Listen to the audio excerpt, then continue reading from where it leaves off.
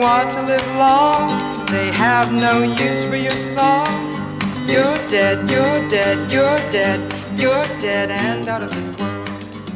Don't send help yet or anything like that, and don't worry, don't summon matron. But I think I might be broken. What do I mean by that? I mean, I think I might have reached some sort of saturation point. I'm cursed with this desire, which is often frustrated. Please don't think I'm being cocky. But I do have a desire to work things out. I like to understand things, even if they're not very nice, even if it's bad. It's better to understand. I prefer to understand how something works, even if it's something that might harm me. Does that make sense, right? I appreciate completely that not everybody's like that. And I think the days of thinking that one approach to life was materially better than the other are at least in retreat, if not necessarily completely behind me. The phrase ignorance is bliss is a cliche for a reason. I mean, it is bliss. There are many times where you'd think, I'd rather not know what was actually going on. This government seemed to be, well, I don't know, actually. But the reason why I describe myself as being broken is I don't know what to say to you this morning. And that's the first time this has happened, I think, since it started. It wasn't as a result of the 19th of July pronouncements. I could get my head around those.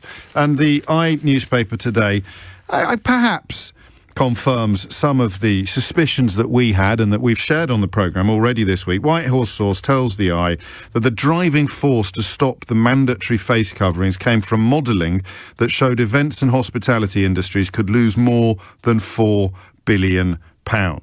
So, and here's a line that I do still find frightening. Ministers decided to lift restriction despite scientists' warnings that baseline measures should be kept in place to control a resurgence in infections and stop super spreader events.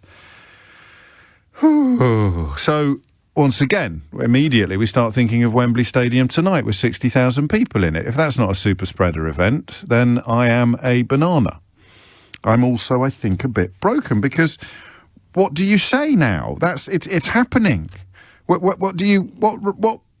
banner do we rally around, you and I, now? Even if you were really in favour of lifting of restrictions to save the economy, how on earth do you square your enthusiasm for that with some more modelling that shows that 10 million people could be compelled to self-isolate come the summer?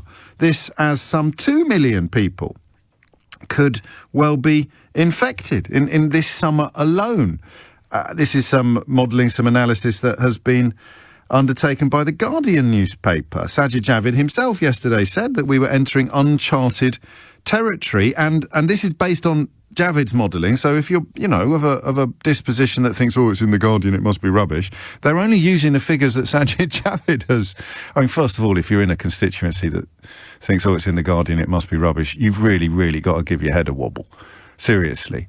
There's a story in the Express today about a British haulier sticking it to the EU by finding a loophole that allows him to carry on doing business. I'll reveal to you a little later in the programme what that loophole is, and you'll reveal to me just how close to Pravda some corners of the British media have now become. But this is based on the numbers that Javid himself allows, and that would be 2 million infections, easily rising above 100,000 a day, and some 10 million people concurrently compelled to self-isolate because they're not lifting that requirement until the 16th of August.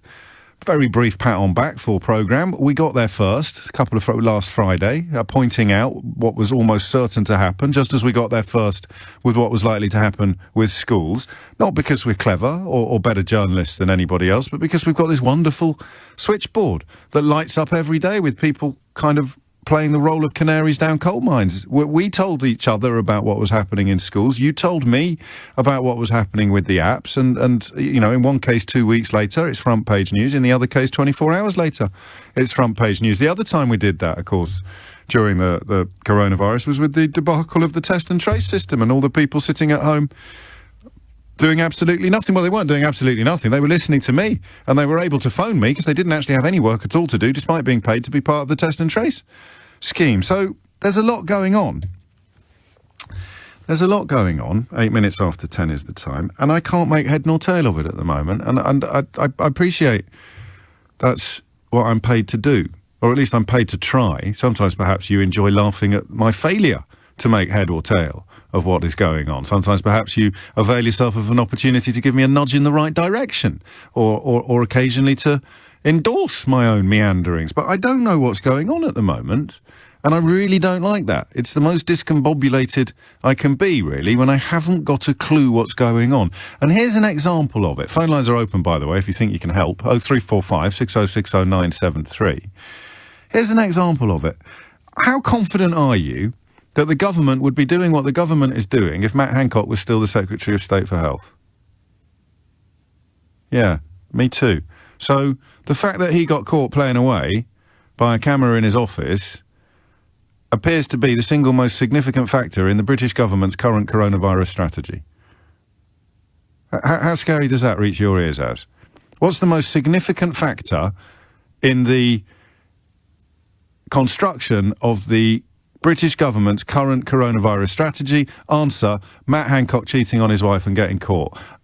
And Rupert Murdoch deciding, having sat upon the story for a few weeks, to stick it on the front page of The Sun.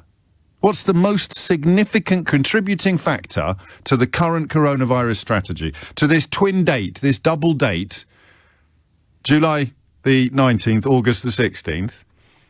I don't think you think it would have happened if Hancock had still been there. You can't think it would have happened if Cummings had still been there, because Cummings is, you know, it's like a pub drunk falling out into the car park and trying to start a fight with Renaults. So it wouldn't be happening if he was still there. And of course, if you sit differently still on some of the big political questions of the age, you're supposed to think that Cummings is a genius.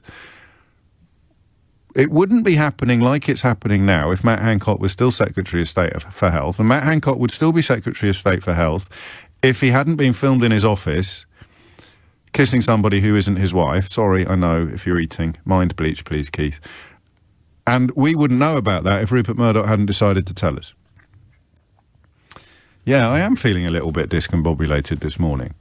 So what's going on? 0345 6060 973. Who's in charge? Who's in charge? 0345 6060 973. And what is the strategy? What is the strategy that is underpinning this decision? Because this is perhaps where it gets even scarier. And I'm sorry, I would rather perhaps stick my head in the sand some mornings, but unfortunately I feel that I can't. I owe it to you, at least, to try to make sense of what's going on. But Boris Johnson didn't want to sack Matt Hancock, although we got a brilliant call yesterday, didn't we, from a lady who suggested that even that simple observation may be a little murkier than first glances allow.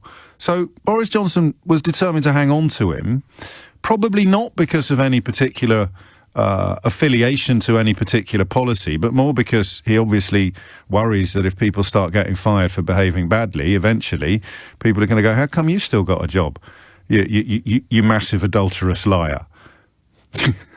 So he wasn't clinging on to Matt Hancock because he was confident that Matt Hancock had the answers to the coronavirus questions. He was clinging on to Matt Hancock for the reason that he does everything he's ever done since he was a child. Entirely selfish self-interest, a sort of narcissistic self-obsession, self-protection. And then Matt Hancock went. He walked the plank. He read the room. And the fury we felt, not about his infidelities, that pendulum of public morality has swung. It swung for me personally as well. I used to be a right old prig with a G when it comes to that kind of thing. I still am disapproving. I still think a promise made to your wife being broken speaks of a willingness to break promises to just about anybody else. But I don't get on my high horse about it in quite the way that I used to do. But what really enraged us was him breaking the rules that he'd been insisting the rest of us had to follow, right? Remember when Michael Gove came back from Portugal and he didn't have to self-isolate because he was part of some special pilot scheme? What happened to that special pilot scheme? Who's in charge? So Boris Johnson, we'll get there in the end. You still with me at the back? Excellent. So Boris Johnson wanted to hang on to Matt Hancock, not because he was committed or confident that Matt Hancock had the right answers to the coronavirus question, but because he was worried that if Matt Hancock got done for dodginess, then all of the dodginess that runs through this cabinet like Blackpool runs through a stick of rock would essentially launch lots of chickens that would come home to roost, and he'd be left with nobody on his team, including himself. Introduce a moral requirement to be in that cabinet, and half of them are out the door before you can say Priti Patel's a bully. And he replaced him with Sajid Javid, who marches straight in, writes an article for a newspaper about how everything's got to reopen and we've got to stop being so cautious, Personal responsibility becomes the mantra once again. Announcements are made which seem to be in opposition to the scientific advice. I've got some quotes that Chris Whitty's given to the local government association that I'll share with you shortly. So they pretty much put the cherry upon the icing upon the cake of suspicion that this is entirely driven by ministers. Then you've got the front page of the Eye saying they've done it for the economy. There are arguments for why you should do it for the economy. £4 billion is a serious chunk of change. Modelling shows that events and hospitality industries could lose more than that unless these big potential super spreader events were allowed to happen. And then you got the fear, the prediction that we're going to be hitting 2 million new infections by the summer. So what's going on? 0345 6060 973. Genuine question. Apologies for its simplicity. Apologies for its relative crassness almost. But if you can't answer it, it's a really important question. If you can answer it, you go straight to the front of the queue. Who's in charge is perhaps a good way into this. And if you need another little wedge to get into the question, to get into the feeling I currently have, and I'm trying to communicate to you, would all this be happening now if Sajid Javid wasn't Secretary of State for Health? And remember, he's a former banker and a former Chancellor of the Exchequer. I'm not suggesting that Matt Hancock's a former nurse, but still, priorities are priorities. First day in the job, when all you've ever really done is work with money, and suddenly you're making decisions about our lives and our health and our future and our safety, not our wallets and our purses and our pocketbooks and our bank balances. Go on, fill your boots. Here are the numbers now, you will get through. Who do you think's in charge? 0345 6060 973. And have a crack at this, all right, because I've failed. I've failed on this. I reserve the right to succeed between now and 11 o'clock. But right now, I want you to encompass July the 19th and August the 16th. We'll run through what changes on those days shortly. As things stand, again, you know, there is wriggle room. Encompass July the 19th and August the 16th, all the changes that are going to take place there on those 2 days, and see if you can distill an overarching strategy. Here's the question. What's the plan? 0345 6060 973. We're now 15 or 16 months into this nightmare, and I can ask you with a straight face, who's in charge and what's the plan? And that, in many ways, says it all. So, I'm sorry, I know these are questions that you probably could have done without, and not so much the questions, but realising the urgency of these questions, or the relevance, the pertinence of these questions. What's the plan? Who's in charge? 0345 6060 973. I don't know. And I kind of hope you do. I don't want a succession of callers sharing my confusion and discombobulation. I don't know what the plan is. I don't know what they're doing. It feels to me as if they're just closing their eyes and hoping that the vaccine does even heavier lifting than it is currently managing to achieve. I honestly don't know. Yikes. Graham's in Macclesfield. Graham, what have you got? Good morning, James. Hi, hello. Yeah, I'm a sort of refugee from Ken Bruce, actually. Oh, well, you're welcome here. Although Priti Patel would probably deport you if she found out. Yeah. She seems to be deporting elephants as well this morning as well. No, just this question about who's in charge. I share your suspicion about it, and it does become a cause for concern. The dismissal of Matt Hancock, firstly, is a very, very strange thing. The bug that caught him snogging his aide. Yeah. That's it. That from what I've read, and maybe you know more. This was a bug placed in a smoke detector. No, mate. No. It was a proper camera. You've got that. No, it was a proper camera. There are. I think I've seen reports that the camera should have been facing in the other direction. i.e. it should have been pointing at the balcony in his office, because obviously you'd be more worried about people coming over a balcony than you would about people coming through the actual door, which is what it was actually pointed at. But there's no suggestion of criminality or dodginess in that specific field. What becomes dodgy is possibly the camera had been turned around. I don't know. We'll leave that. But, of course, it found its way into the hands of the Sun newspaper. Yes, which means either someone was looking for a payday, or there is a more sinister reason behind it. Yeah. So the implication is that somebody somewhere wanted to get rid of Hancock. Yeah, I think so. because That's a perfectly plausible reading of the situation. But the questions we need help with today, Graham, you know what they are. Who's in charge and what's Who's the in plan? charge? So take your pick. That's a difficult one, but it does appear that the Libertarian wing and the Conservatives and the cabinet are in the ascendant at the moment, and we're going to be victims of that. And they would claim that the vaccine rollout success, with some accuracy, will insulate us, categorically insulate us hugely from the worst impacts of seeing infection rates reach the highest that they have ever been, but it does sort of completely ignore long COVID and all of the other issues, and it is indeed long COVID that Chris Whitty was focusing upon yesterday in a speech to the Local Government Association that seems to make irresistible the suspicion that he does not approve of what the government is currently doing.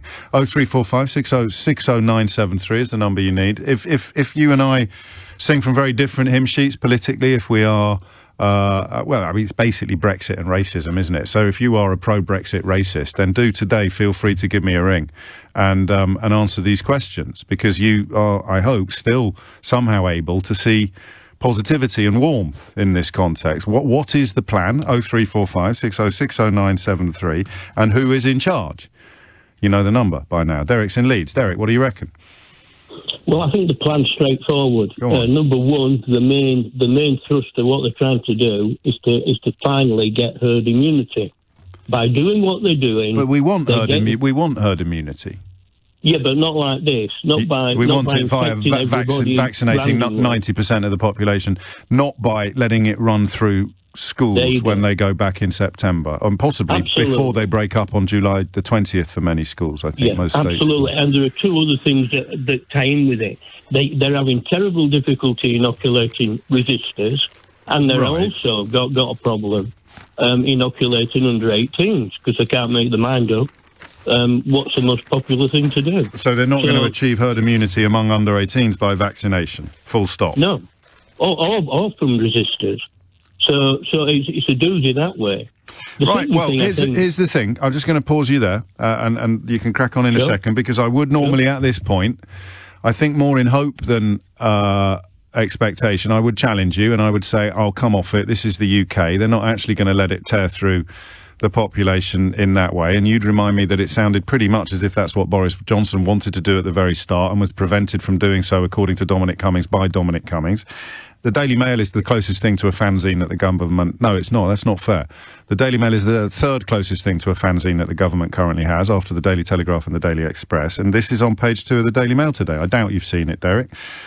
Ministers hope an element of herd immunity will help slow the spread of COVID infections among the young, sources have told the Daily Mail. The controversial policy of trying to build up immunity by allowing the virus to rip through part of society has never been acknowledged by ministers. The concept became so toxic last year that Downing Street banned its use in internal government discussions, but sources told the Mail that Department of Health officials now refer to a strategy of hybrid immunity involving vaccinating older, more vulnerable people combined with a mixture of vaccinations and infections for the young. So absolutely, it's not just you.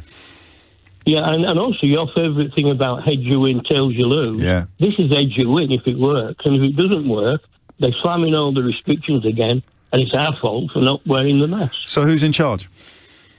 Oh, Johnson. You think? Without a shadow of a doubt. But how can he be in charge? Because if Hancock was still health secretary, they wouldn't be doing the things that they're doing. You think? I do. I don't think Hancock did anything other than do what he was told. Really? Yeah. Okay, well, we can, it's good to disagree, isn't it? It'd be a shame if we all agreed about everything every day, but I disagree with you. Well, the way he flopped from being a Stewart supporter in the leadership I'm not here to defend every line on his CV. I'm here simply to say that he seemed to be a lot more supportive of lockdowns. He seemed to veer a lot closer to better safe than sorry than Sajid Javid does, who is closer to the Lord Farquhar school of coronavirus management, which is some people are going to die, but that is a sacrifice I am prepared to make. Well, you might be right. I don't know. I don't know, but it has none of them exist without Johnson. No, that's true. So, okay, yeah, he's in charge in a philosophical sense, as in he is the peak of the pyramid. But I'm thinking more in the context of also asking what's the plan, who's in charge of coming up with the plan or deciding the plan or enforcing the plan, because I'm pretty sure the plan is different this week from what it would have been a fortnight ago. 27 minutes after 10 is the time. Rob's in Bristol. Rob, what do you reckon? They've given it a month's offset between the 19th and the 16th. Yeah. I believe they know that the big events that happen in the minute, Wembley, Wimbledon, are going to be super spreader events. Yes. So they give it a month's offset. So anybody who goes tonight will still get pinged and be isolated before the 16th. Yes. So they're hoping, even though they know No, because we're having festivals of face licking. It's not just the super spreader events. The clubs are reopening. Indoor spaces are reopening. Social distancing has been removed. So that means they've got a month to see what happens to isolate people before they stop people isolating. Yeah, but it's gonna be increasing exponentially. I think. I may have misunderstood you, mate. I thought you were suggesting that they'll get Wembley and Wimbers out of the way, and then you'll have a massive spike, and then it'll start coming down again. I don't think that's going to happen with social distancing and pubs. I don't think it's going to end. But I think they're hoping, as you just said about herd immunity, that we're not talking about. They're hoping they're going to vaccinate another 2 million people, 3 million people between now and the 16th. We're all hoping that. And that's what they're hoping for. They know the economy is shafted. So the calculation, okay, I've got you. So the gamble is, we are going to see 2 million cases. Yeah. But hopefully, there we go. We can isolate those people for the month. It's like Milli Vanilli. We're in perfect unison. The person in charge is the virus. That's a great answer. The coronavirus is still in charge, and that is. And it will be for a long time. So I think we've just got to, unfortunately, live our lives, because otherwise we can't live like this forever. Well, they're banking on that outlook. I don't currently share it, but I'm certainly not going to argue with you for endorsing it, because on a morning like this, when I feel, and I use the word cautiously, I feel a bit broken, I feel deeply confused and not a little frightened of real threats, you know. I can imagine myself reaching a point where I think, forget about it. But remember then, Rob, I'll take calls from people like Juliet earlier this week who can't leave the house ever while this continues in its current form. And Lisa, who's in ICU and is tearful at the thought of another wave hitting hospitals, even half as hard as the last two waves. And I speak to people who will never be. I hear every day from Julie in Suffolk, who looks after her seriously ill son every day. And I know that the idea of the rest of us getting on with our normal lives involves putting them in hermetically sealed boxes and throwing food through the bars, and maybe that will be, but I'm not there yet, Rob, and I don't want to be there, but I'm not today in a mood or a mind to have a crack at anybody who is already there. A couple of texts still sort of punting the lines from last year about it's all about protecting the NHS and flattening the curve, and you ignore the changing nature of the virus, of course, just as it's very important not to ignore the way in which vaccines have changed the nature of our responses to it. This is Chris Whitty talking yesterday, and I'd remind you that Chris Whitty remains the Chief Medical Officer, a man whose job is to advise government on what would best protect the population, all right? The government is not there. I mean, some governments are. Jacinda Ardern's government, I think, would actually prioritise protecting the population above everything else, but we won't know the full wisdom or otherwise of that approach for a few years hence, never mind months. So just because Chris Whitty thinks it doesn't mean that Boris Johnson should definitely do it. But I find it important to know what the Chief Medical Officer thinks. And this is what he said yesterday. And I'll warn you now, it's not pretty. Word for word. Since there's a lot of COVID at the moment and the rates are going up, I regret to say I think we will get a significant amount more long COVID, particularly in the younger ages where the vaccination rates are currently much lower. Fundamentally, the two ways to prevent long COVID, in my view, are to keep COVID rates right down and make sure everyone is vaccinated so they get very mild disease. And I think we really just need to push hell for leather for those two. So that is the Chief Medical Officer saying we should be pushing hell for leather to keep COVID rates right down. This in the week that the Secretary of State for Health has said that he can envisage daily infection rates hitting 100,000, which extrapolates into about 2 million people having it this summer. Chief Medical Officer, push hell for leather to keep rates down.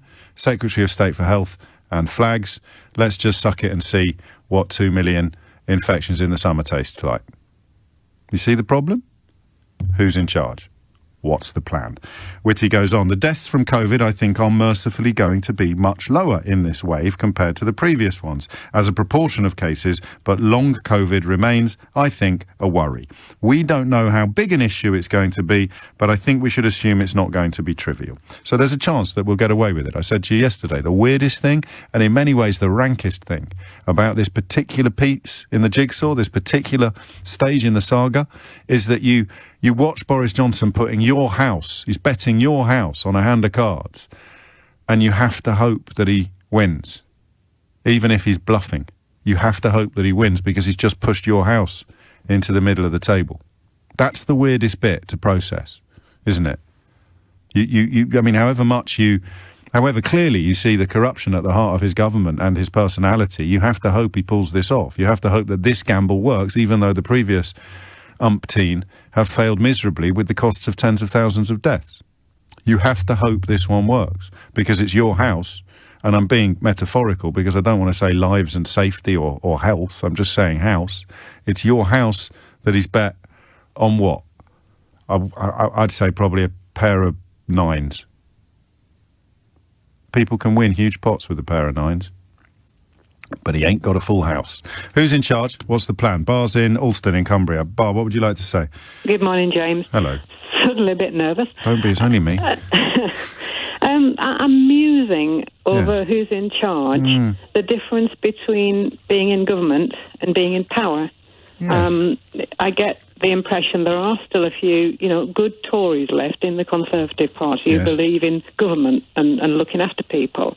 They're quiet, though. I agree with you for the record, but they're very quiet. That at the moment, those who believe in being in power are taking over, and they think that government as an idea is some kind of communist conspiracy to stop them giving all our money to their best mates. Or just an inconvenience that they squeeze in. Yeah, so I'm thinking that this last week it's like they've broken the social contract.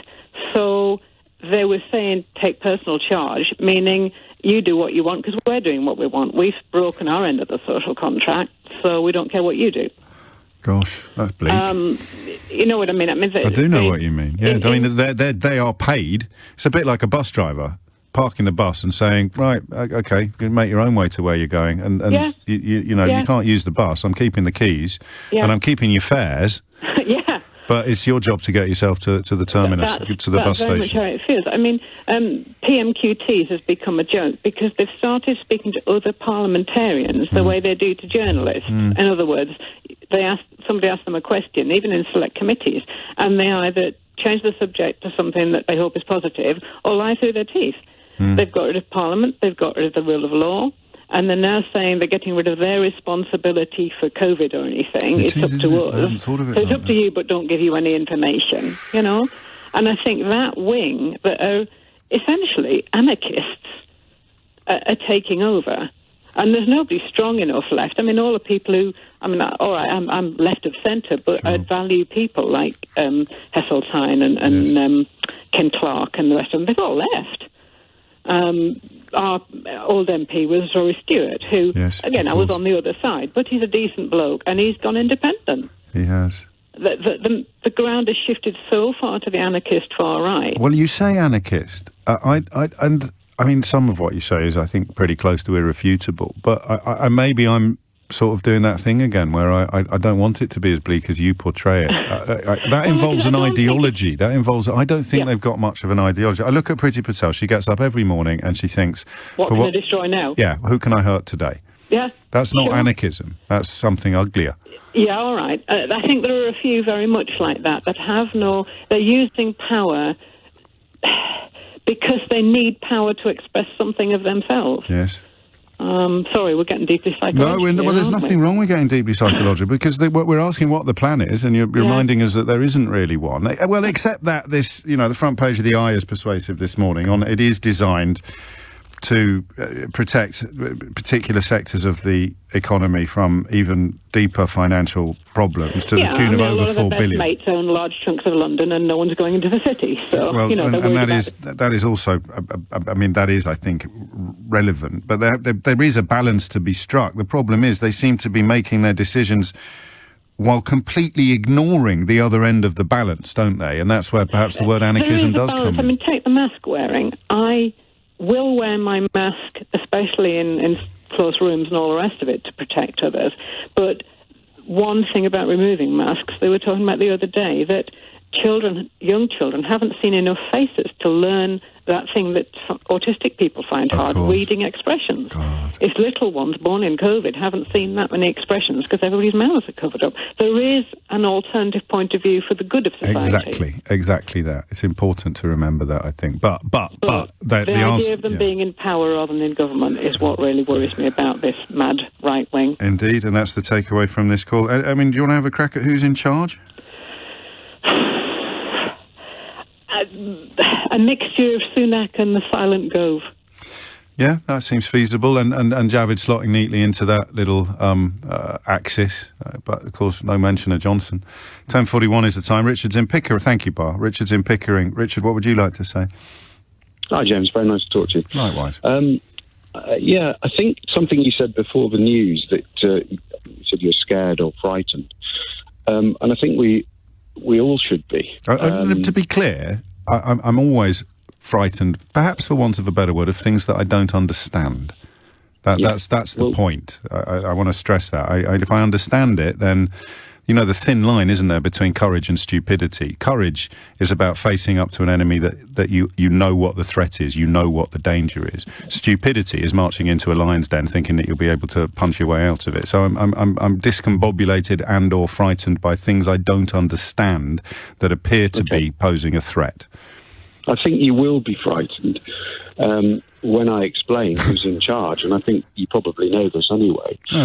You talked about Sajid Javid, and you know he's a banker at heart and a money man, and I think that you've already come up with the answer. This government is representing a hard right neoliberal agenda about consumption. They represent large corporations, multinationals. They don't represent, like your last caller was saying, that there's a total disconnect in terms of them actually representing the people of this country and the best interests of this country.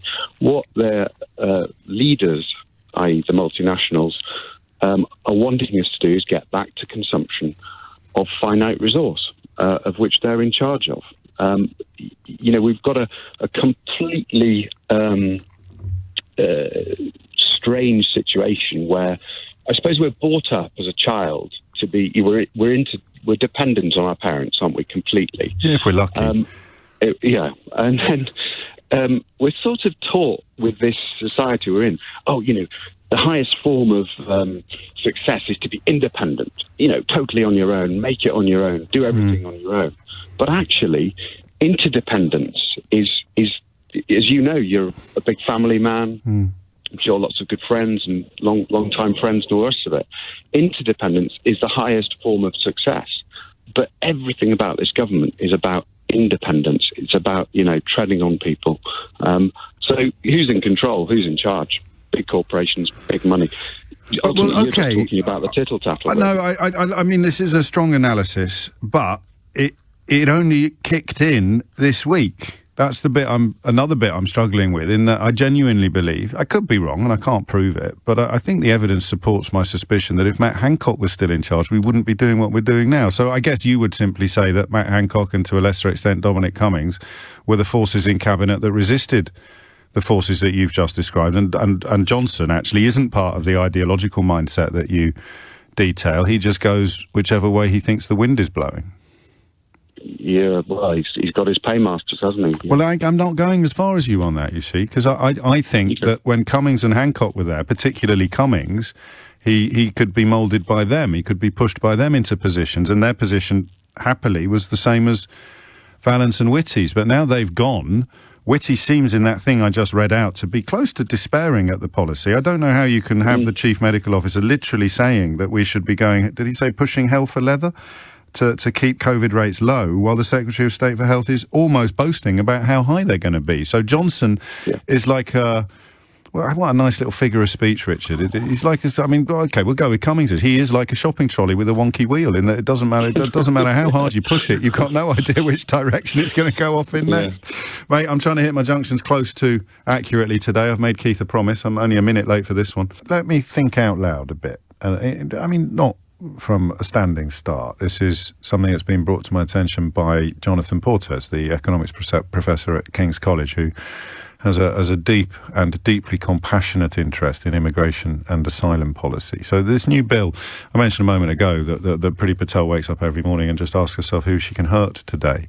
This new bill that is on the way in the pipeline would remove the words "and for gain" from the following sentence. A person commits an offence if he knowingly and for gain facilitates the arrival or attempted arrival in, or the entry or attempt of entry into, the United Kingdom of an individual, and he knows or has reasonable cause to believe that the individual is an asylum seeker. So at the moment, the crime for helping an actual asylum seeker, all right?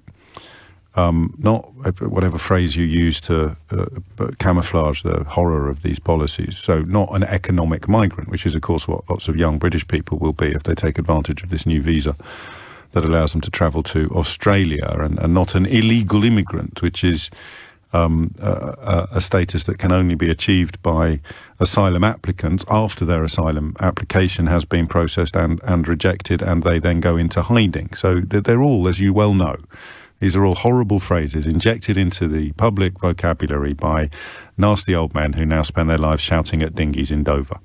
So this, to me, and to Jonathan Portes, looks as if it criminalises the kinder transport. The single, and I'm going to use a populist trope here because it's so powerful and it remains so powerful.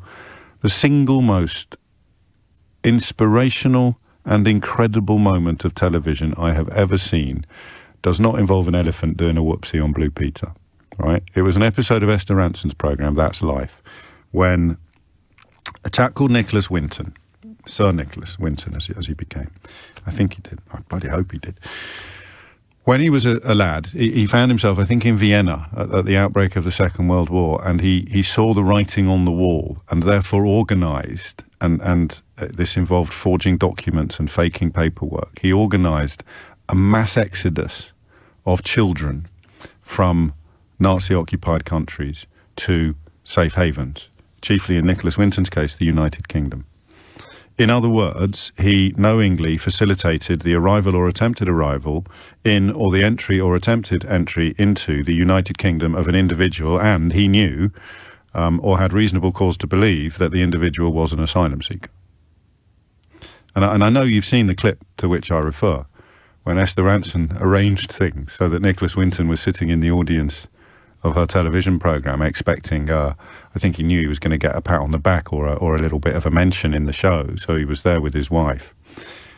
I can't tell you this without welling up, and I know that's a bit pathetic of me or sentimental, but this isn't sentiment, this is deep, deep and important emotion.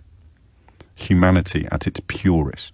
Because what they'd done was arrange for almost the entire studio audience to be populated by the adults that Nicholas Winton rescued, the adults that the children he rescued had become.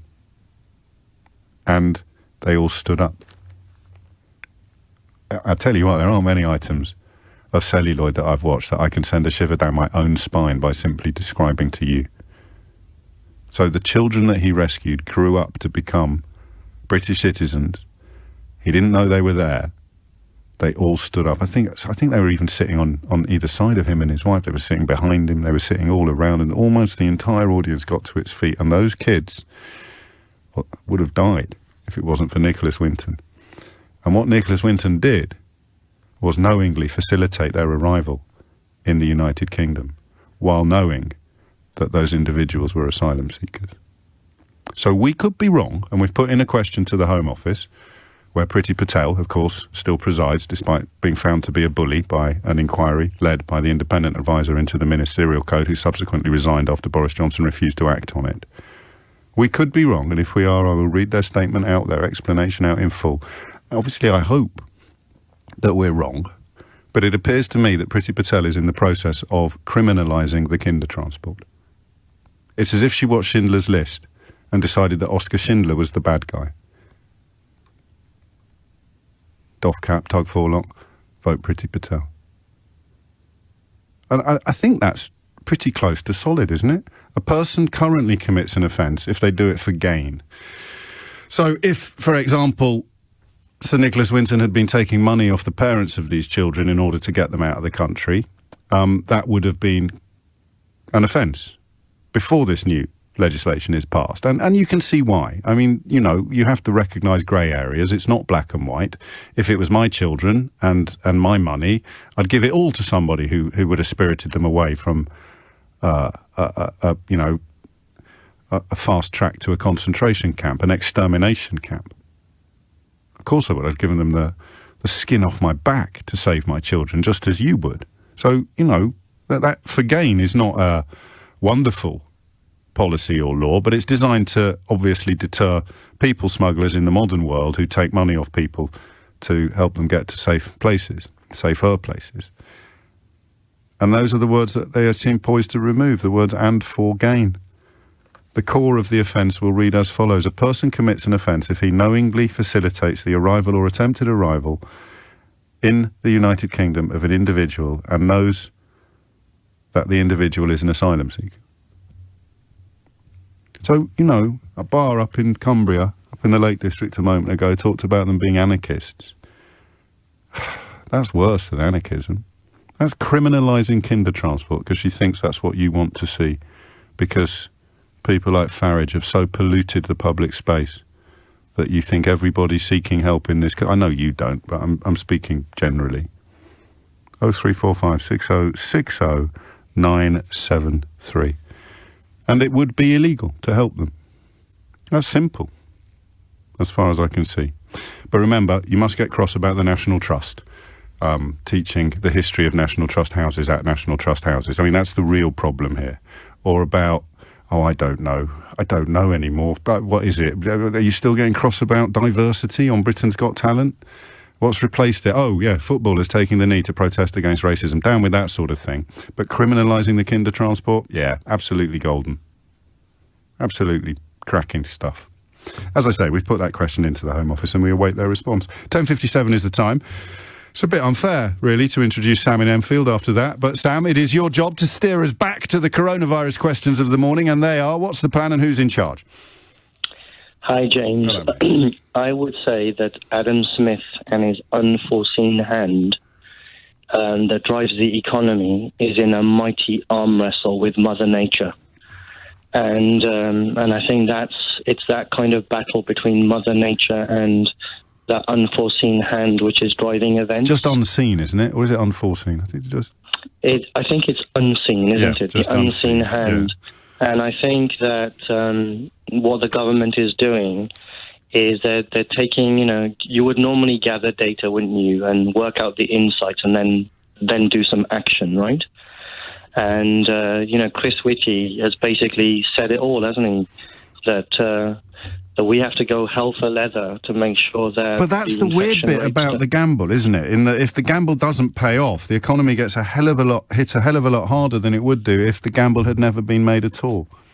Yeah, I think what they're gambling on is that long COVID is something that's kind of, a bit of a mystery of what exactly it is.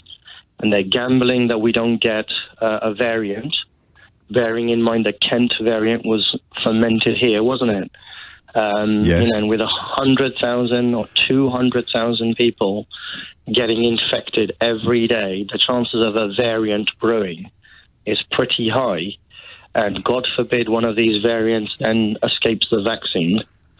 And we're back to square one. Never bet against Mother Nature. No, well, you say that. We have to. He has. And we have to hope it works. We have to back him. We have to hope he pulls it off. Well, we really hope that he does pull it off. But, I mean, if I was... But that is the gamble. That's the gamble. It's that the long COVID will not matter or not happen, or if it does happen, they won't blame us for it, that no new variant will emerge, despite the fact that we're essentially creating a nationwide Petri dish, which is very amenable to the notion of a new variant emerges. We're ignoring the chief medical officer, and we're crossing our fingers. Yep, and, every single other country in the world will probably make us a red-listed country. I think some have added us to their red list today, haven't they? Exactly, and then you look at. So the plan is just a massive, massive gamble. It is a massive gamble. And who's in charge? Who's in charge? The unforeseen hand. Unseen hand. The unseen hand. Adam Smith's unseen hand is in charge. But we all need a healthy economy. Sooner or later, we all need it. Otherwise, we're living in holes again. So, again, one wonders quite where that balance is between... And I keep saying no government could go for 100% health, but that's probably not true. I think New Zealand most obviously... And it's not an easy comparison because the population is tiny compared to us, but one thing we do have in common is being an island nation. And yet they seem to go all in on protecting the population and keeping the virus out. We didn't. Too late, perhaps, to pursue that policy now. So what policy are they producing? They're pursuing a policy of rolling the dice in the desperate hope of getting a double six. And we have no choice now but to hope that they do. Still waiting to hear from the Home Office about that kinder transport question. And quite a few of you are pointing out that if we've understood that potential new law correctly, then the RNLI would not be able to rescue people drowning in the sea if there was a realistic chance, or if they thought that they might be asylum seekers. It's incredible, isn't it, how fast these poisons spread through the bloodstream of a nation when they're introduced by liars and deeply despicable human beings. Once it's in the bloodstream, who knows where it's going to end up? I wonder how many people, when they sort of took the knee in front of Nigel Farage's disgusting racist poster unveiled shortly before Joe Cox was murdered by a white supremacist terrorist, how many people thought it would end up criminalising the Royal National Lifeboat Institution? Probably not many. 11:06 is the time. I know that story, or that fear, has touched you, Toby, in Bristol, because you've picked up the phone to tell us why. Hello. Hello. My father, I'll get back to you. I've spoken to you before around, of course, Memorial Day a couple of years ago. Yes. I used to be a primary teacher, but my father was kinder transport, and he got out of Germany on May the 9th, 1939. My father put him on a train, my grandfather, and your grandfather? My grandfather Max, who my youngest son is named after, put him on a train but wasn't allowed to wave goodbye, show any emotion, because if you did, you'd be taken off and shot behind the station. And he ended up dying in Theresienstadt in 1944, which was the model Nazi concentration camp in the Czech Republic. Yeah. And I've seen the clip, the Esther Ransom programme. I'm a little bit older than you. I'm 54. But yeah, my parents had me old. I think my mother was 42 because of the war, and she served in the Wrens down on the listening post in Cornwall. And the interesting thing that's come up in the last couple of years is I've taken delivery of all of my grandfather's postcards sent from inside the concentration camp in the last about month and a half. And just sort of the banality of what's said, but equally the appallingness is accentuated by the fact they couldn't say anything. And the idea that Patel, who has come from abroad and made a life like my father did. Well, her parents did. I think she was born. You know, my brother is a doctor. I until very recently was a teacher. We've succeeded and thrived. And we're now at the point where my wife, who's a medic, are seriously saying, should we still up and go away? I have joint citizenship. I'm now joint German dual citizenship, but because of what the Nazi government did, it was an option that I was able to take advantage of, which I didn't know about until Brexit. I had no interest. It's like me being adopted from Irish stock. I'd never had any interest at all in seeking out that either. But desperate times call for desperate measures. Toby. It's very interesting talking to my brother about this, and it was something that you said a few weeks ago about knowing where your passport is. And I never thought that I would be in a situation where I thought, I know where my passports are, I know where my birth certificates are, I know where my children's passports are. if we need to leave, we can go. And I went straight back into this sort of refugee mentality. God, Lord. And I've never said, I've had a comfortable middle class, middle England, Bristol upbringing. Yes. Through the state system. I'm not private. A lot of people sometimes think I am because of because you called Toby. Because you called Toby. Exactly. They assume my dad was wealthy, and we went to private schools. I've had a number of conversations because I express an opinion. They assume I'm privately educated. I'm not. State school, and I've been given all these advantages. And I feel the whole lot is being pulled apart by this awful group of people. But this is a Jewish experience, isn't it? Which I first time I heard it, I didn't appreciate, and I probably didn't quite.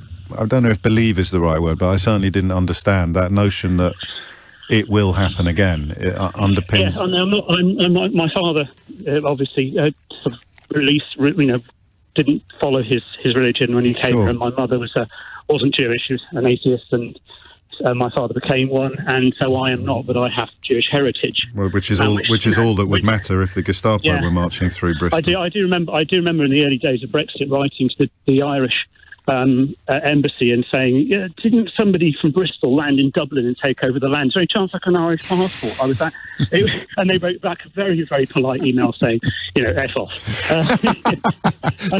But we were that just because my grandfather, my mother's side, was a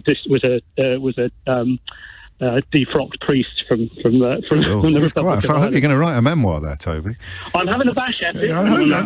Try and pay me for it. I'm glad to hear it. But I think the thing that struck me over the last few days is just this absolute sort of totalitarian-esque sort of elements of what's slowly being dripped into our society, and the fact that we can't protest about the fact that they're taking away our rights.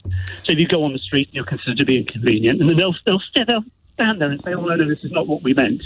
And the Express had it on their front, one of their articles, about how inconvenient we all are, these damn Ramonas. But, what's going to happen when they want to protest about something? Are they going to be allowed to just do it and, give them carte blanche and march about on the streets, parading up and down? And they claim, of course, to be protecting our freedom at the same time, which makes it sound even more sinister. Toby, I'm going to read you a text. I don't know whether it's directed at you or directed at me, but we can share it if you want. You've just compared the kinder transport to illegal economic immigrants. I wonder how long it will take you to call Priti Patel Hitler, you disgusting piece of filth. So that's out there. Why would always good to know. Priti Patel is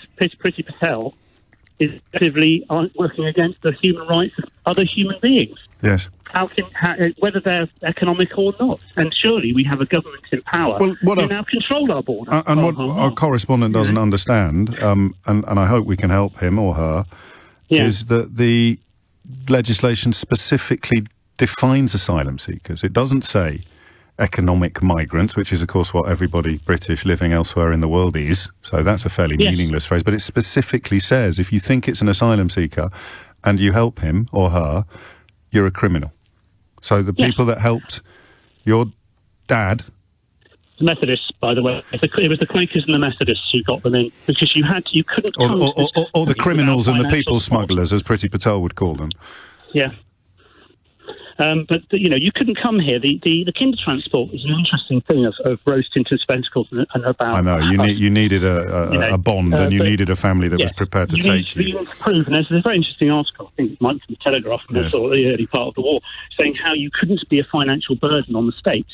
And so you had to pay the equivalent of about £2,500 per child to get onto the kinder transport. About £50 at the time, And I think these people who are going to send in messages, luckily I don't have to receive them, and you're very kindly feeling for me, they just have a fundamental lack of understanding of what these people are up to. And they just swallow there's that horrible phrase, the Kool-Aid of the right wing. Yeah. But it just is that wholesale swallowing of their message. And the belief in it, and it's something that I really don't get, is how awful these people are and how dangerous they are. And they are fundamentally, not necessarily the government is not necessarily trying to kill us all, but they're certainly setting up an environment where a lot of us people will die. And they just don't see it. And that really is frustrating and frightening, because you think, so many people cannot be this fundamentally stupid, and yet on they plough. It's really disconcerting. And that's the point, isn't it? On they plough, because once it starts, this ludicrous othering and demonisation of completely innocent people, where does it end? And the answer, it would appear today, is it ends with the criminalisation of the kinder transport. Toby, I'd love to have a read of your memoir if you ever get it finished, and that's some tale, some family you've got there, and I'm glad you were listening today. hope and compassion is gone. You've sold out your dream to the world. Stay dead, stay dead, stay dead. You're dead and out of this world.